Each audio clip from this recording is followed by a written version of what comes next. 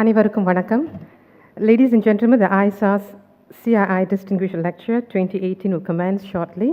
May we request you to kindly take your seats and switch your mobile phones to the silent mode throughout the session. Thank you. The session will be starting shortly.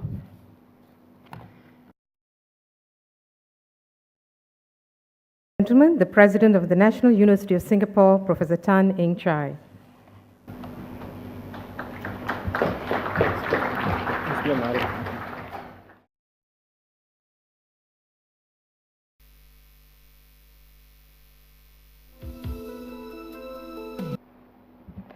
A very good afternoon, Professor Tan Eng Chai, President of the National University of Singapore, Mr. Roy Koo, Singapore's Consul General to Chennai, Ambassador Gopinath Pillai, Chairman of the Institute of South Asian Studies at the National University of Singapore, and Singapore's Ambassador at Large and Special Envoy to Andhra Pradesh, and Mr. N. Kumar, past President of the Confederation of Indian Industry, Professor Bhaskar Rammurthy, Director of the Indian Institute of Technology, Madras, and distinguished guests, ladies and gentlemen. On behalf of the Institute of South Asian Studies, ISAS, at the National University of Singapore and the Confederation of Indian Industry, CII, it gives me great pleasure to welcome you today to the ISAS-CII Distinguished Lecture 2018. The topic of today's lecture is Higher Education in Singapore, and we're very privileged to have with us Professor Tan Eng Chai, the President of the National University of Singapore, which is Asia's leading university, to deliver the lecture. And to start the proceedings, it gives me great honor to invite ISAS Chairman Ambassador Gopinath Pillai and Singapore's Ambassador at Large and Special Envoy to Andhra Pradesh to deliver the welcome address. Ambassador, please.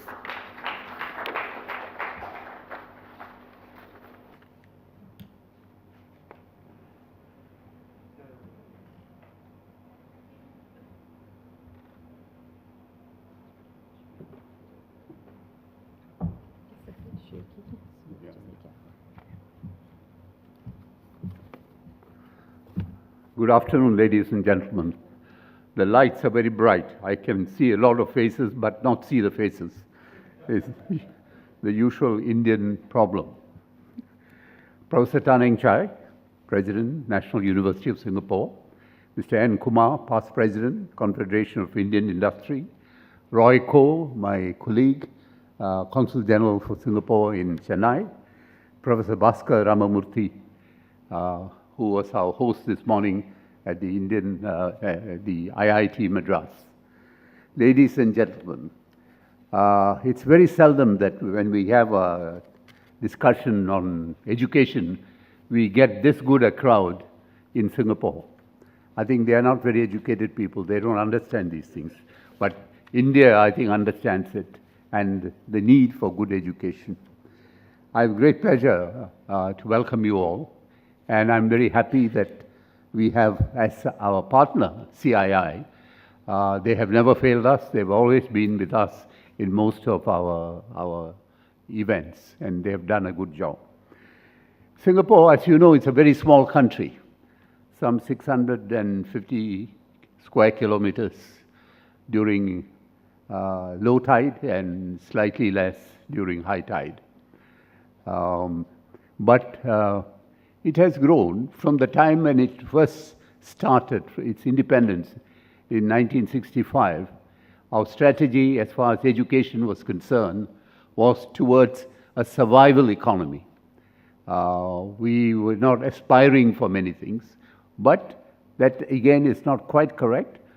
Our first founding Prime Minister, Mr. Lee Kuan Yew, had wanted to see Singapore grow as an education hub. He called it the Boston of the East. And that's what he was trying to get at. But it took some time.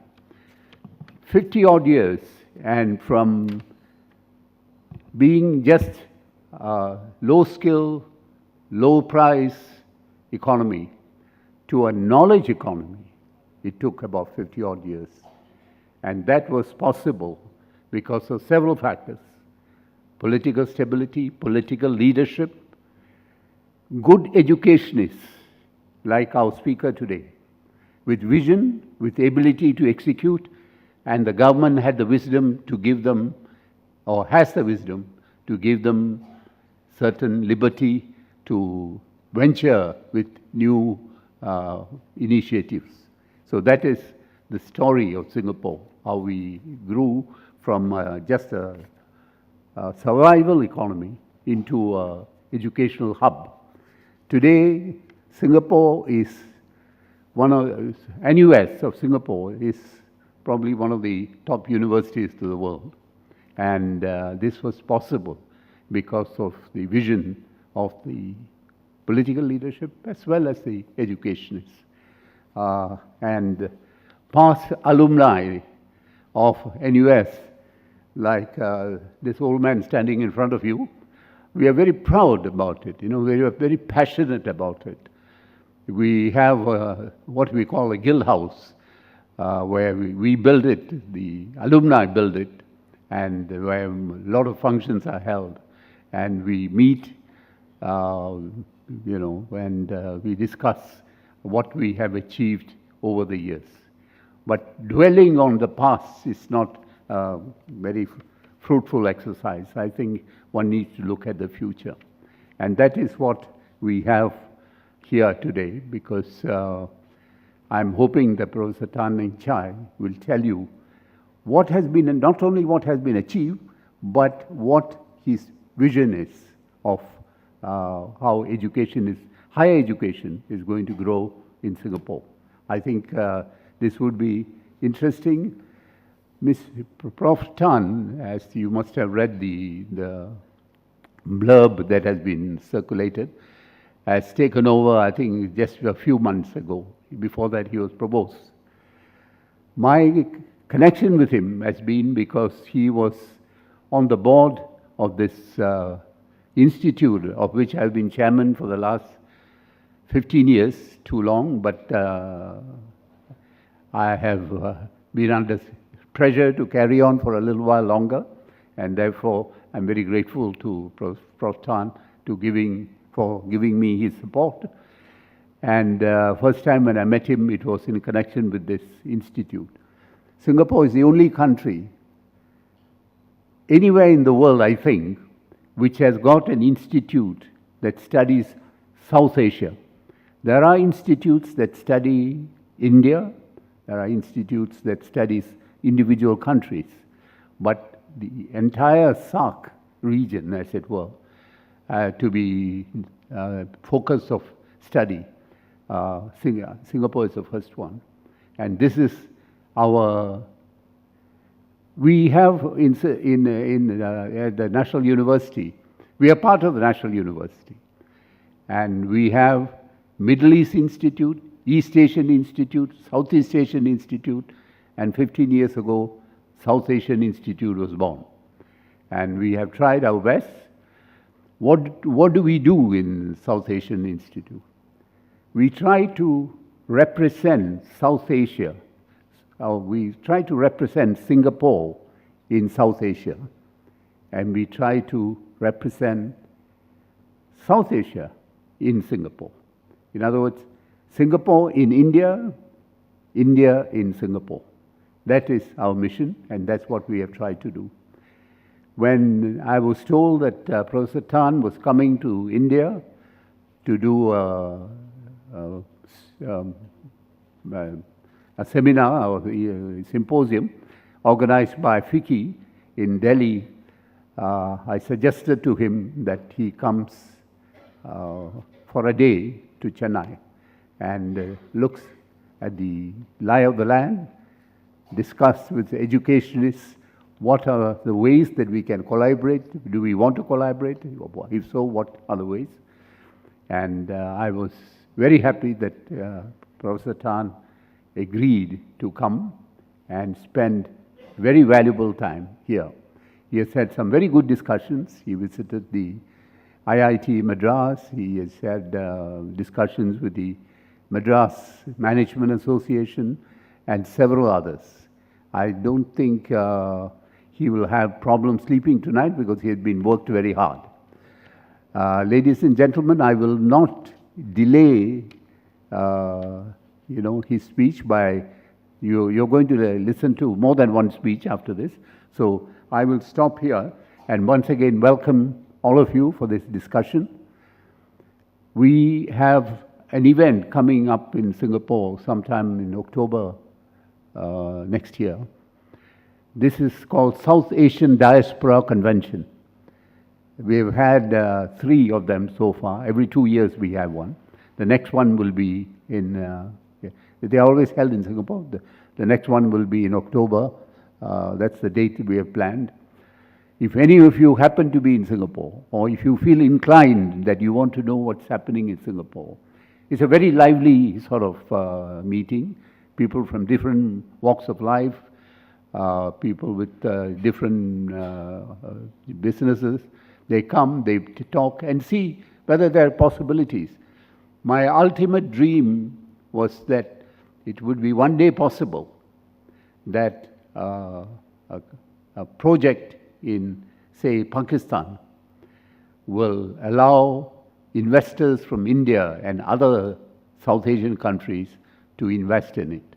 Or the other way around, India has a project and they will allow Pakistan to invest. Because in a neutral territory like Singapore, I've seen both the Indians and the Pakistanis discover their commonalities and how close they become, how culturally similar they are, how they love the same music, how they like the soap operas. So that gives me hope that one day this institute can be instrumental to getting something more than it was envisioned. And that's my hope. During this, 2 years ago, during the SAC meeting, and SAC meeting, usually ends up with a lot of nasty words to each other and quarrels and so on, nothing much achieved. The Nepali delegate, Mr. Binod Chowdhury, suggested to the body, he said, I see only one way for SAC to survive, and that is to make ISAS its managing agency. I said, God forbid, I don't look forward to such an event because it's beyond me to be able to control South Asian countries and South Asian politicians and make sense out of all that. So anyway, that's just a story. Hopefully something good will come out of it. Ladies and gentlemen, thank you for being here, and I hope you have a good evening. Thank you.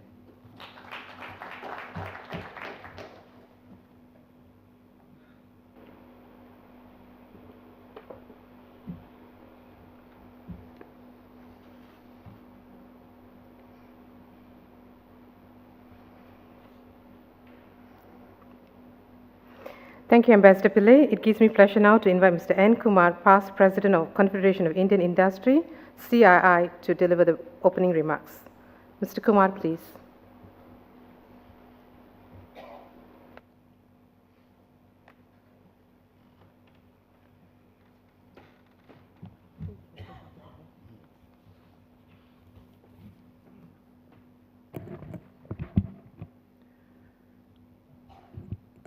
Professor Chai, Ambassador Gopinath Pillai, Mr. Roy Ko, Dr. Bhaskar Rammurthy, ladies and gentlemen.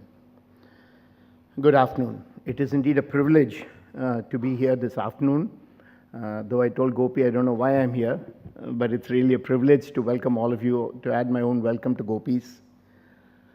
Let me start by first congratulating and also welcoming Professor Tan for having taken over as President of the National University of Singapore, but more importantly, welcome him to Tamil Nadu today. Chennai, I believe this is his first visit, so welcome Professor Tan, and I hope this will be the first of many more visits here today. Ladies and gentlemen, recently Professor Tan was honored for his outstanding achievements with the prestigious Wilbur Lucas Cross Medal, the highest award that can be bestowed on an alumnus by the Yale University. Professor Tan, you'd like to know that one of our former chief ministers, the late C.N. Annadurai, was also not a recipient of the Lucas Medal, but a similar type of this thing for visiting the United States many, many years ago. So you're coming to familiar territory. So welcome here, sir. The Confederation of Indian Industry is delighted to partner with ISAS National University of Singapore to organize this ISAS-CII Distinguished Lecture 2018. The Distinguished Lecture Series comes at a very opportune moment as in India, as particularly the state of Tamil Nadu, emphasizes continuously the value of higher education and education institute of the state, actively encouraging students to pursue higher education. I'll just like to add, as Professor Gopinath Pillai said, I'm very happy that this crowd is full, and it's all full of chancellors and pro-chancellors from the outstanding city of Tamil Nadu, city of Chennai. I'm delighted also that my good friend and big supporter of India, Gopinath Pillai, is here.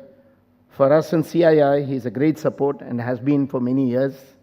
And I have to thank him and ISAS for today's session. Thank you, Gopi. And if anybody can solve the SARC problem, only you can. So you should not give it up. As a development institution working towards India's overall growth, CII continues to play a proactive role in India's development process. We partner government to accelerate India's growth and development, and our theme and focus for this year is called India Rise, which is responsible, inclusive, sustainable, entrepreneurial.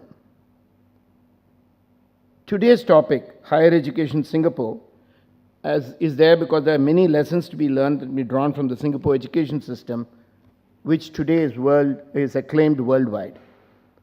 I do not want to spend much time on this, as we are all here to hear about that from Professor Tan later today.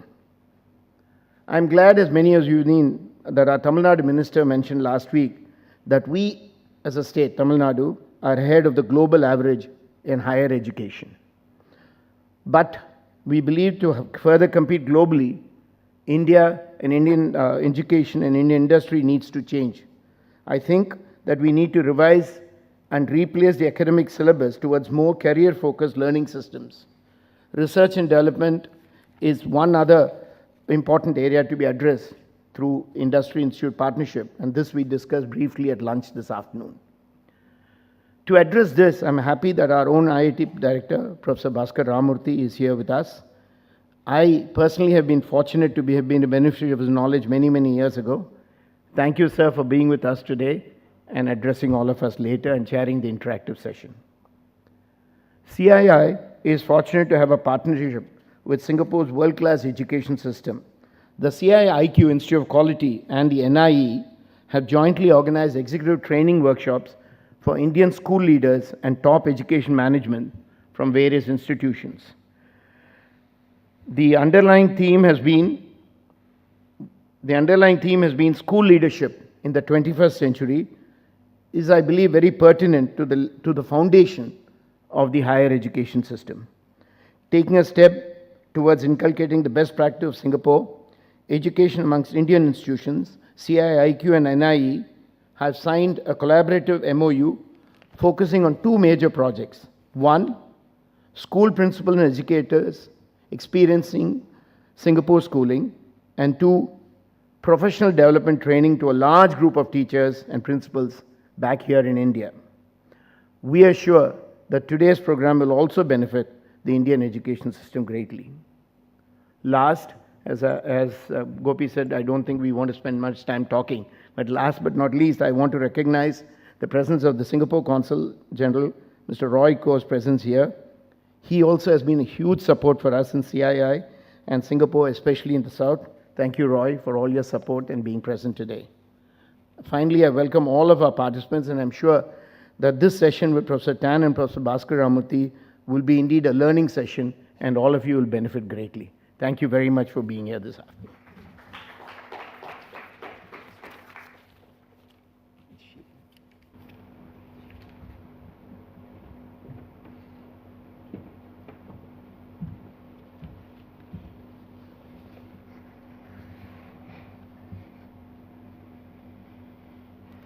Thank you, Mr. Kumar. Ladies and gentlemen, it gives me great honor now to invite Professor Tan Eng Chai, President of National University of Singapore, to deliver today's distinguished lecture on higher education in Singapore. Professor Tan, please.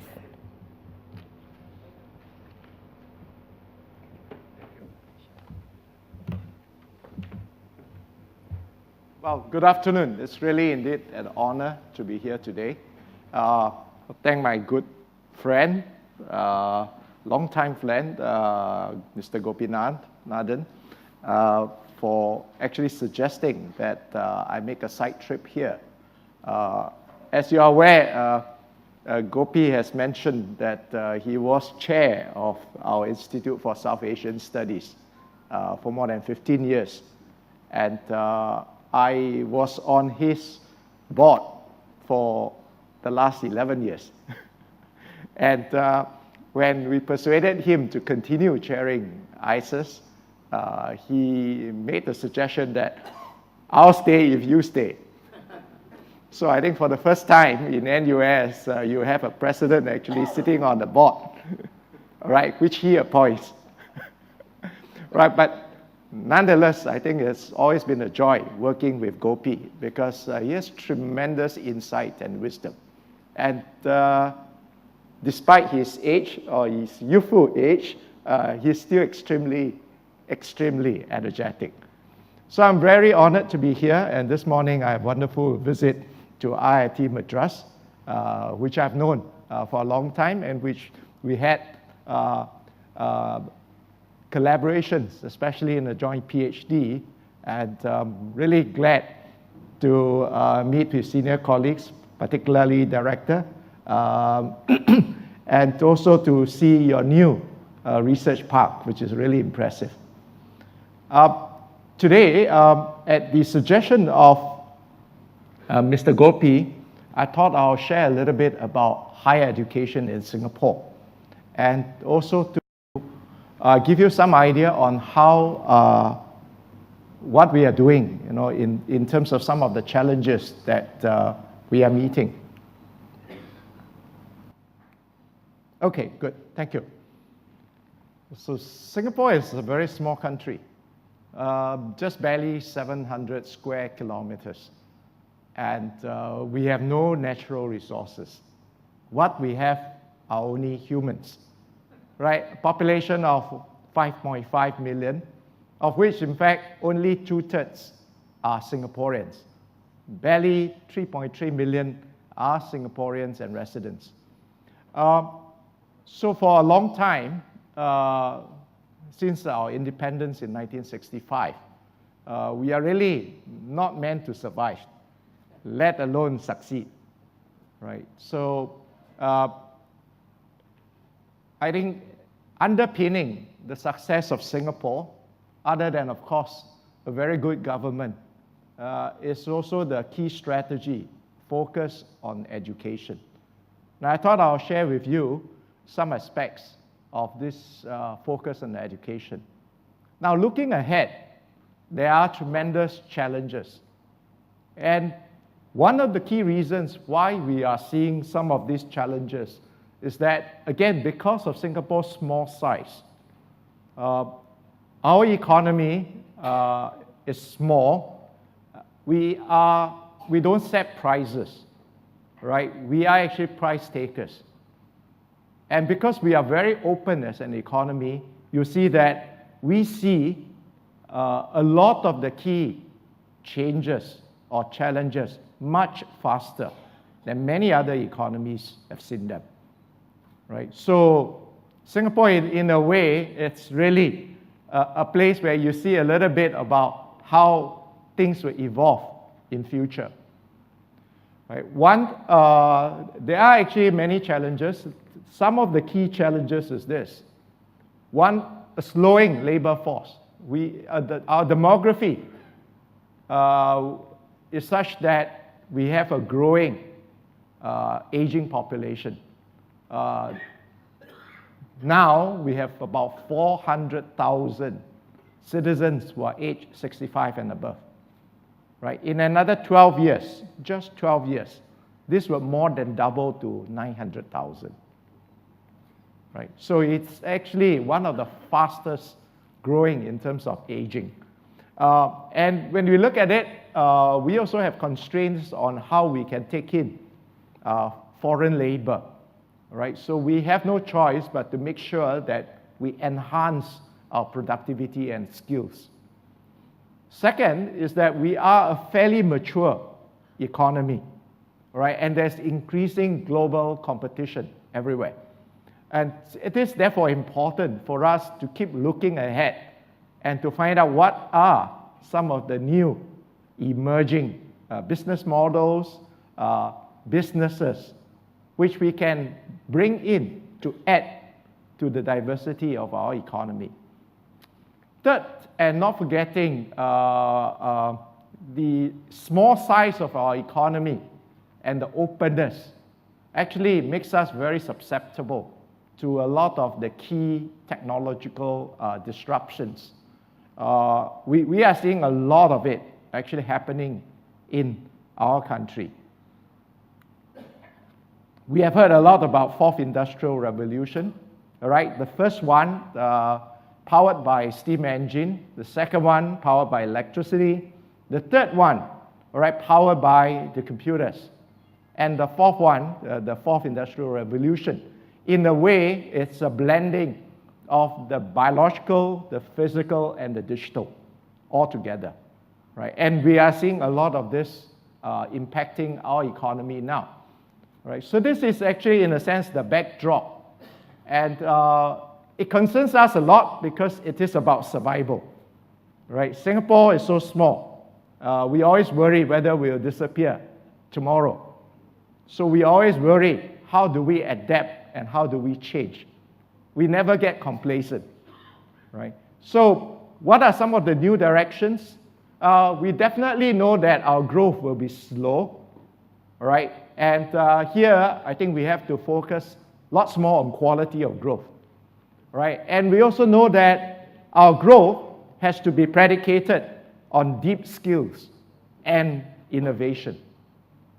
And third is that for a long time, we have been adopting the model of big companies, multinationals, coming to Singapore, setting up base, investing in Singapore, all right?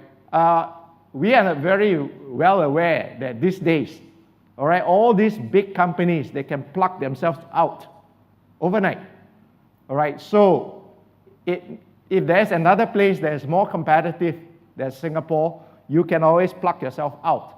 So you cannot have too much reliance on the huge multinationals, right? You have to make sure that there's some way in which Singapore can capture value in some of the businesses and some of the enterprises that we do. So that focused on capturing some of the enterprises and making sure that they are rooted, all right, not just in Singapore, but they are rooted, all right, by having Singaporeans being able to have a strong influence on some of these businesses.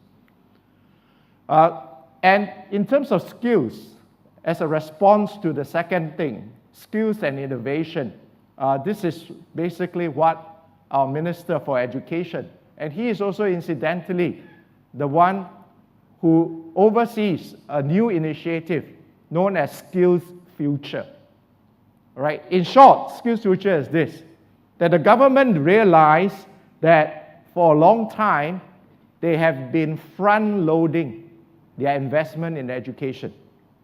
Right? A lot of investment has been put into primary school education, secondary school education, and university education or higher education. Right? But not enough has been put into post-education period. So if you take the example, our typical graduates from university, they will graduate typically at 22 years old for females and 24 years old for males. Right? Currently, the difference is because males have to do a national service period of 2 years. Right? And the current retirement age is 67. Right? In no time, I think this will be extended to 70 years old and maybe even 75 years old. So imagine that from the time you graduate, all right, to the time you retire, it's a good 45 years or 50 years, right? And there has to be enough investment in this post-higher education period to make sure that our workers are competent. And that's the whole idea of Skills Future, to invest, to make sure that all our citizens remain productive till their retirement, even after their retirement.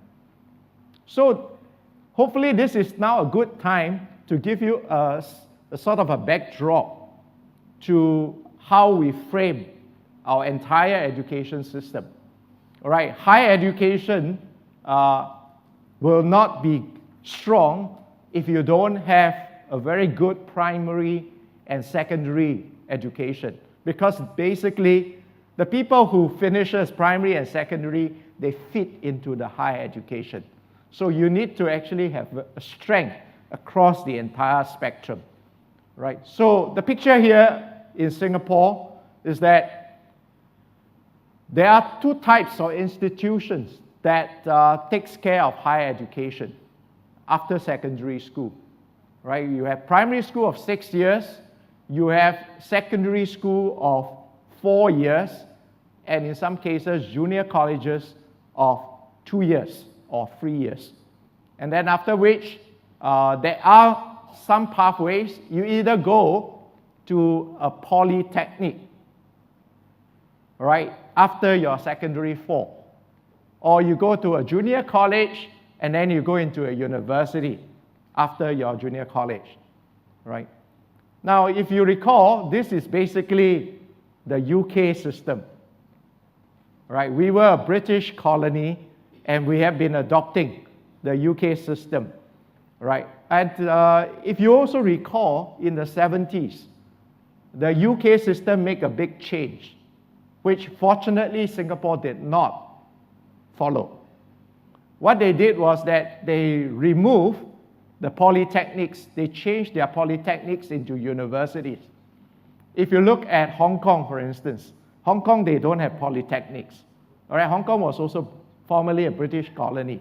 All right, Hong Kong, they don't have polytechnics. They convert their polytechnics into the universities.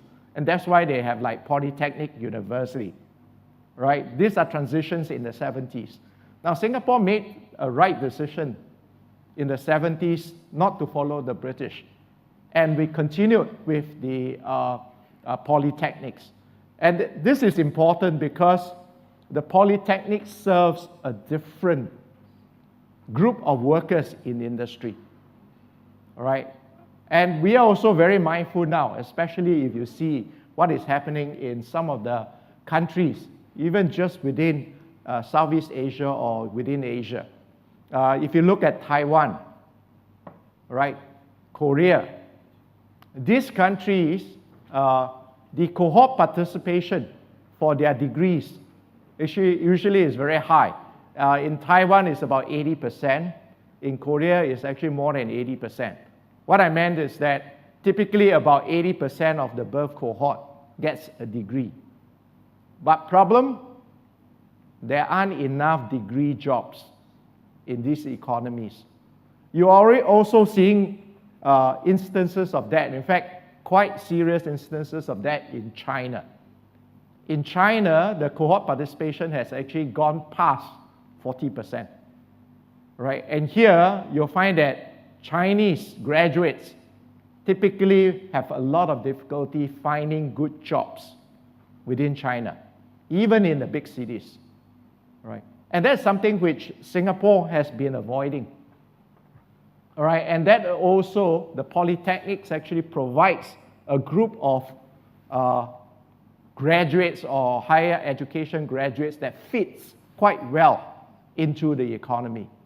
All right, and the government actually calibrates that very carefully. Currently in Singapore, the cohort participation rate is about 37%. It is targeted to go up to 40% by 2020. And whether they'll go up beyond 40% is a big question mark. Because one thing at the back of the mind of the government is that, can the government create enough jobs for graduates? Right? In the US, you're already seeing that there are a lot of graduates, right, which are underemployed. In the sense that they are in jobs that don't require a graduate and therefore do not pay as well as a graduate, right? But that underemployment is quite serious, especially in some disciplines. So we want to avoid that sort of things from happening. So in Singapore, 80% of each birth cohort will go to polytechnics and universities. Right now is 35% universities, 45% Polytechnics. In another few years, you'll be about 40-40, right? We'll still keep 20% at the Institute of Technical Education, which basically trains a lot of the key important skill sets, for, occupations like mechanics, plumbers, and so on and so forth, right? These are still very important in the economy, but it doesn't need a university or polytechnic education. Now, a little bit about how well is our primary and secondary school education. I thought it's useful to highlight that there are actually international comparisons. And two of the more prominent ones are PISA, which is this program for international student assessment, as well as TIMSS, Test in Mathematics and the Sciences. All right. Typically, these two would test students at primary 4 and at secondary 2 or grade 8. So it's grade 4 and grade 8, right? And how well they do in areas of mathematics and science. And here are just some of the previous. So these tests are usually conducted every 4 or 5 years. And it gives you the indication. Singapore, I think, has been doing quite well in this test. In fact, we have been topping PISA as well as TIMSS. In the latest round, we are tops in primary 4 in mathematics and science. So these are some examples. And our scores are quite significantly higher than average. So like the OECD average would be about 590, whereas we can score as high as 650 to 620. Right?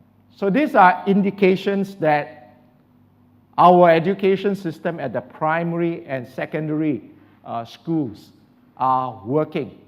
I want to stress that this is very important because it guarantees that the pipelines to the polytechnics and to the universities are good.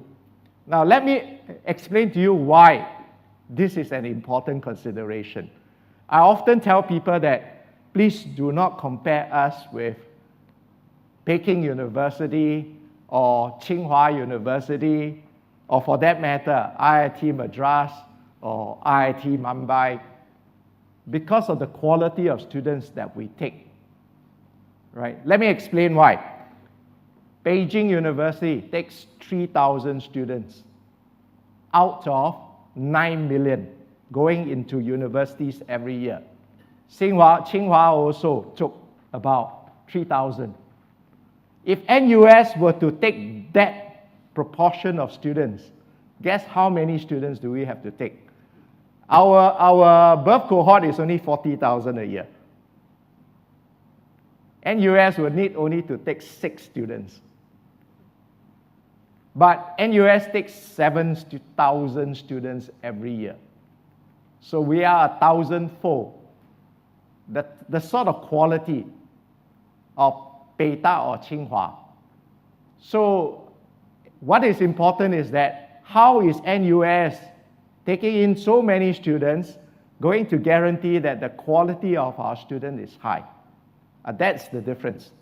If you give me 80 students, all right, 300 students, it's far easier for me to train them to be of high quality. I just have to take the top 300. But you have to take 7,000, all right, which is quite close to about the top 20 percentile of the birth cohort. It's a different story because the first percentile and the 20th percentile is a big difference, right? So that's the challenge of a big state university. So we have 5 polytechnics and we have 6 universities. The 6 universities are also positioned in a very different way. Now, the government's conception is that our 6 universities should serve the country, and they should serve different parts of the working population. Right? NUS, being at the pinnacle, we would serve the cream of each birth cohort, right, at least academically. And so they have positioned that NUS and NTU, we can be research-intensive universities, right? The rest of the universities, there's no need for them to be research-intensive, but they would have to serve certain purposes. Let me touch about polytechnics. One key indicator which the government pays a lot of attention is jobs again.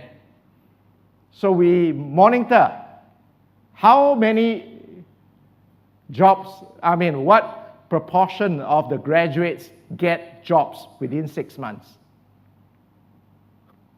right? And for polytechnic, it's about 85%, right? Consistently. If there's a drop, then there has to be a recalibration, right? So that job availability and matching is extremely important. For starting pay is another information. What is the starting pay? What is the pay that employers are willing to give, right, to graduates of polytechnics? That is also an indication of quality. Now, we have 6 universities.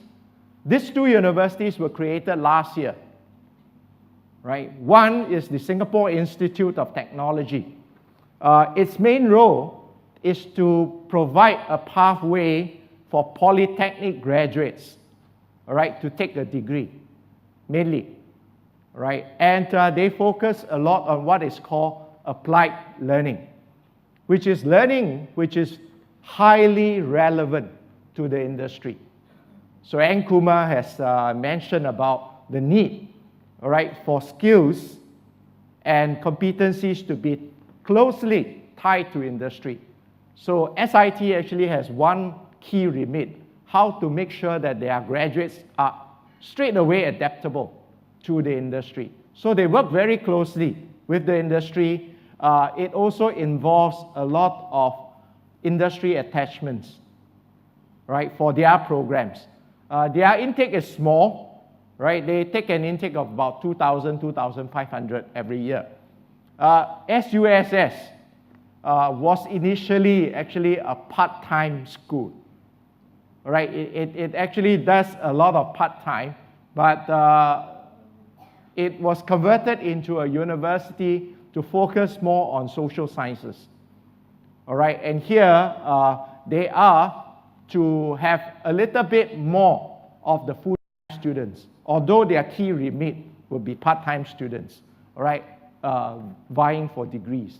So these are more to give you an example of the different types of universities that we have. The government does not expect all 6 universities to be research-intensive universities. Now, back to NUS.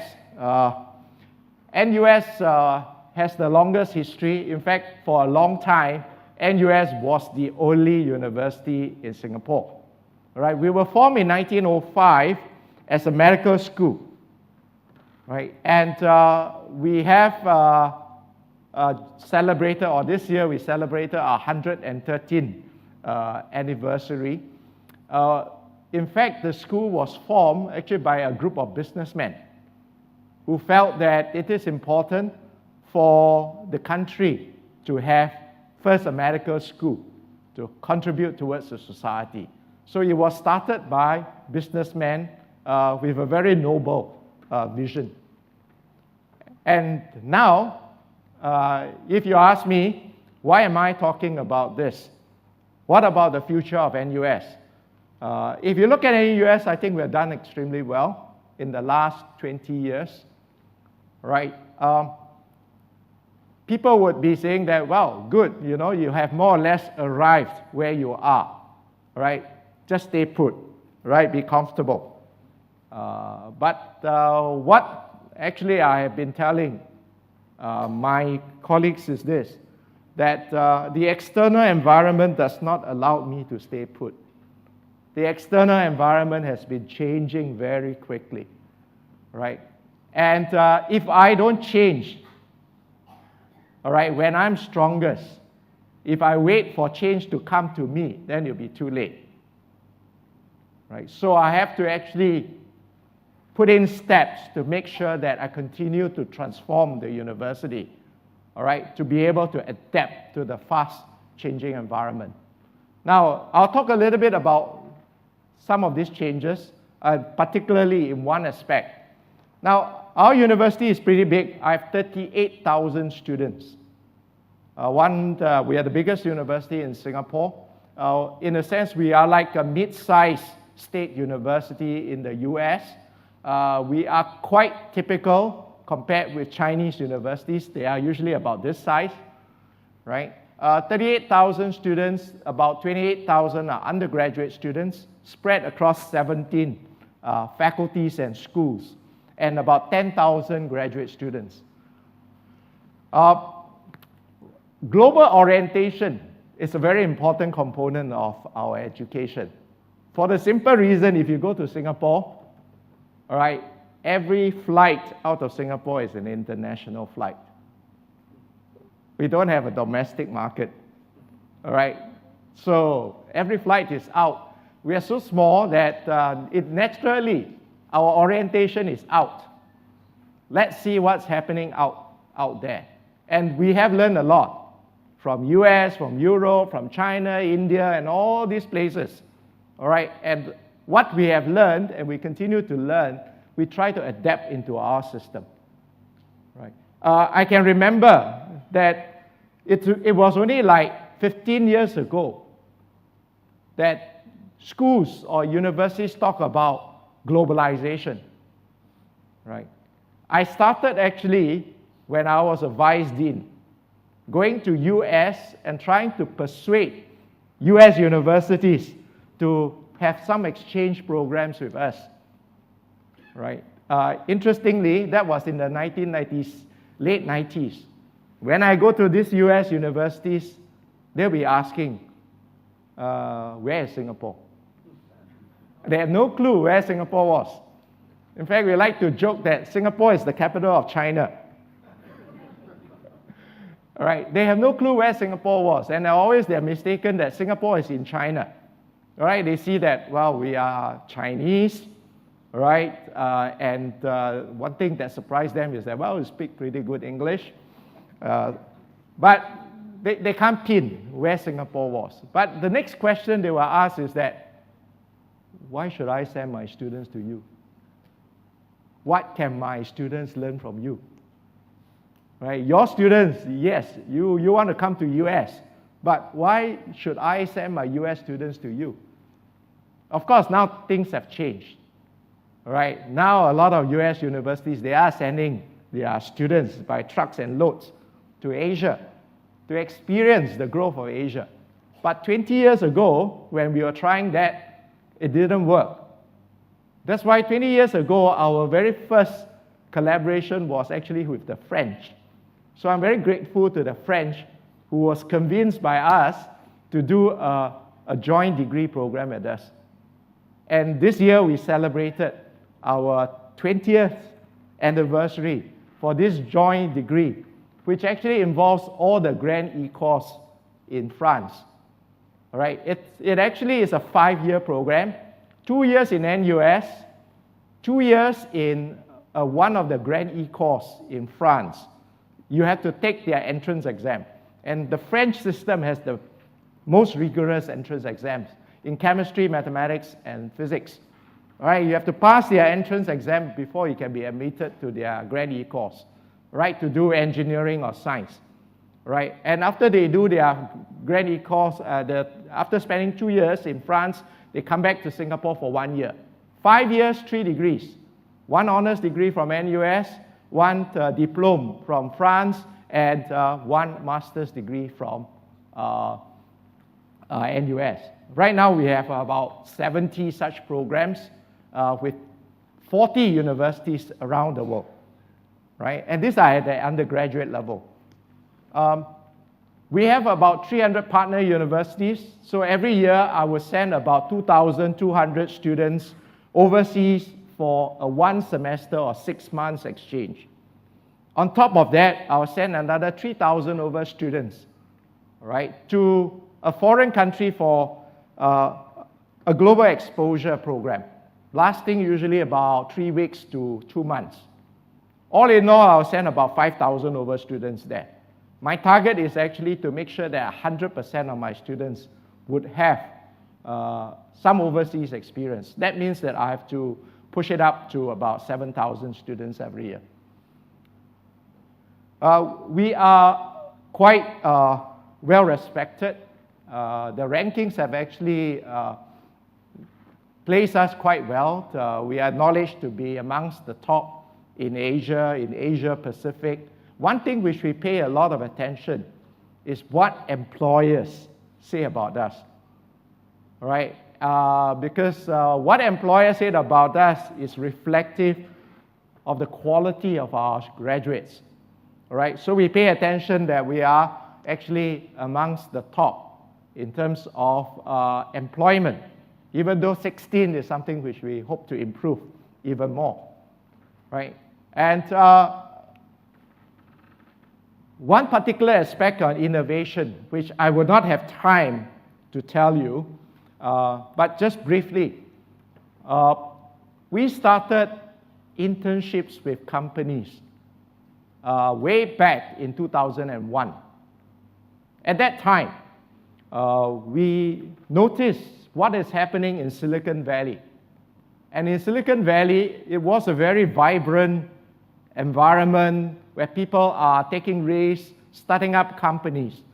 So we asked, can we try to import some of the Silicon Valley environment into NUS? Right? At that time, we are also very mindful that Stanford University and UC Berkeley, they are the two key universities that's driving what is happening in Silicon Valley. So in 2001, we start attaching our students to startup companies in Silicon Valley for 1 full year. In their 3rd year, they do a full year of internship, right? And then they come back to NUS to finish their degree in their last year, all right? This is what they do in the day, the internship.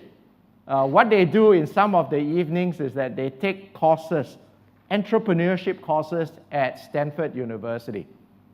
And we have mentors to help link students between academic entrepreneurship and actual practice so that the student have a better appreciation on what it entails to start up companies. Now, we started with the intention that that is a good program for our students to learn about failure. A lot of Singapore's system is predicated on success, but we find that failure is actually more important. And the university is actually the best environment for the students to experience failure, right? And then build resilience from that. Right now, we have 10 places around the world. 3 are in North America, Silicon Valley, New York City, Toronto, and you'll find that different types of companies for each of these places. New York City is very popular for data analytics companies. Toronto is very popular for AI startups. We have 4 in Europe, Stockholm in Sweden, Munich in Germany, Lausanne in Switzerland, as well as Tel Aviv in Israel. We have 3 in China. These are Shanghai, Beijing, and Shenzhen. Shenzhen, as you are well aware, is also called the Silicon Valley of China, right? And so we send this, at this point in time, usually about 300 students for 1 full year of internship in startup companies in each of these 10 places. In the last 10 years, this type of students, they have actually started about 350 companies. So these are not professors' companies, not spin-offs, but these are startups by students. They spin off about 350, and about 15 companies have been acquired. For instance, one company, Zopin, was acquired by Zendesk from US and listed on the US NASDAQ Some of Zopin's technologies are used in Facebook, right? And some of the companies, of course, are not acquired but continue to grow. So Carousel is one of the more prominent ones. Carousel is an e-commerce company within Southeast Asia. PetSnap is an IP company, right, with 3 key branches in London, in Shanghai, and in Singapore, and serve more than 4,000 organizations with their IP software.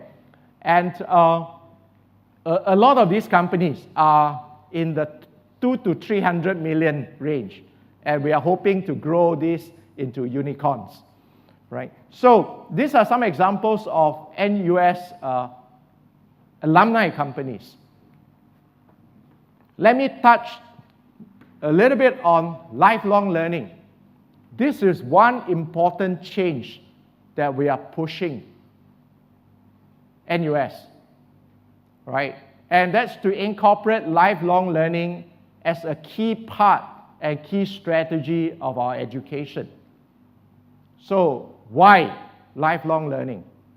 If you look at the changes out there, things are changing extremely fast. I have earlier tell you that a graduate is expected to work 45 to 50 years, right? Now, 45 to 50 years, I can tell you that no university, not even the top university, would be able to give you the skill sets and the competencies to last you for 45, 50 years, right? And you have no choice but to continue learning.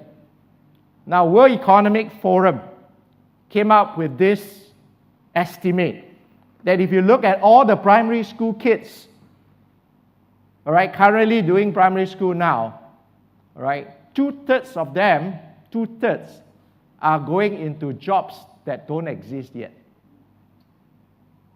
So what can you do if you don't know what jobs will come out? You can't definitely train them for this job if you don't even know what will come out. So that training has to be continual, and that's why it has to be lifelong. And we started by making sure, first and foremost, that lots more of our courses are industry relevant. That means that we work more closely with industry to make sure that our courses are more relevant. I'll give you an example. 2 years ago, I started 3 programs when I was provost. Business analytics program, a data science and analytics program, as well as an information security program. Now, these are the hot areas, right? I insist on 18 months of internship for this program, all within 4 years. So the students would have to do an internship with one company for 18 months. Not in a continuous manner, but a total of 18 months with one same company. The motivation is this, that these are fast-changing fields that is important for our students to know what is happening there. It is also equally important to make sure that our professors are in touch with the industry. So when the students bring in the problems to the professors, they are made aware of what are the problems in the industry. So that's one way in which we connect academia with industry to make sure that we are more current, right? So we have 500 courses. Our big announcement earlier part of this year is that we are now giving a 20-year commitment to all our entering undergraduates. They can get their degree in 4 years, but we give them a 20-year commitment that they can access any type of courses in NUS as part of their lifelong learning. Right? Incidentally, I'm trying to address a problem. Right? And this problem is that right now, we do have a small group of graduates who were displaced, right, because of changes in the industry. Let me give you an example. You take a mechanical engineer who works in a production firm, and if this mechanical engineer did not upgrade himself or herself, right, and then suddenly the company decides to automate. Once you automate the whole process, right, you don't need as many mechanical engineers to oversee the plant, right? You may need a few. And for that matter, you may not need the same type of, you may need actually the new type of mechanical engineers, right? So these people will be displaced, they lose their job. The average age, the age in which these people lose their job is between 40 years old to 55 years old. They have a family, they have a mortgage, and then suddenly they lose their job. They have no other skills to fall back on. All right, they are in a way obsolete when they are 40 years old, 45 years old, and they have a good 20 years to go before they retire. It's not a simple problem to solve. I'm doing this to make sure that our young graduates would not fall into that shoe, those sort of situations where they lose their jobs.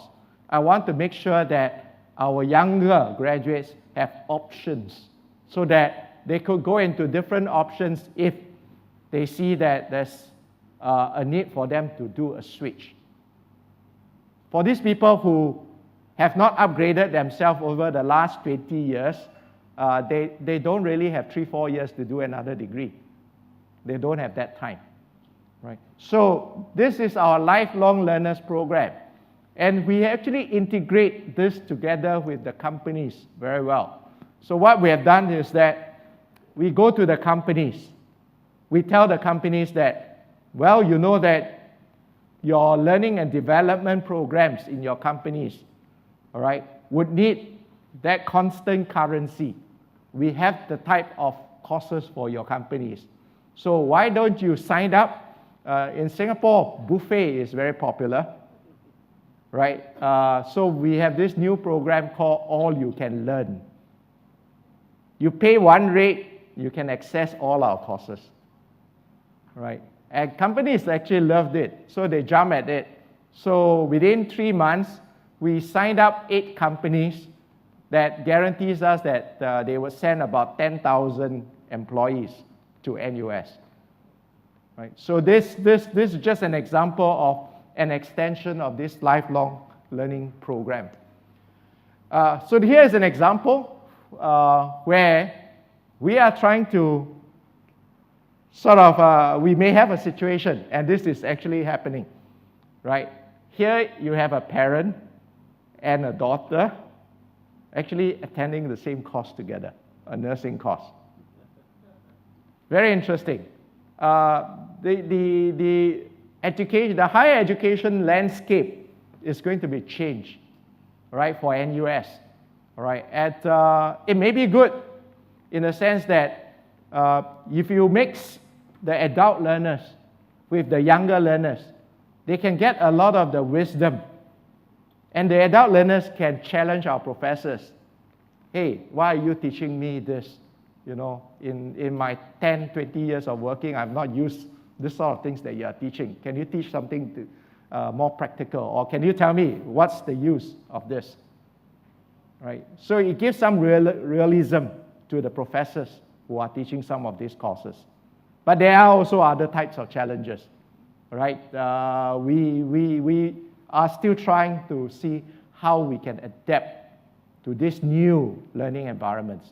But not all courses we have the mix. Some courses we have this mix. And we are coming out with very interesting sort of observations from this. And it is through these observations that we have to tweak our teaching and learning, right? So this is one of the things that we have put in place for NUS in preparation for the rapid changes that are coming ahead. That's integrating lifelong learning into higher education. So if you go back to what I've started, what is the future of university? And then my take of a future is that the future university, all right, you never leave. You never leave. If you recall, there is this Hotel California. This is one of my favorite songs. It has a line, you can check out, but you will never leave. Thank you very much.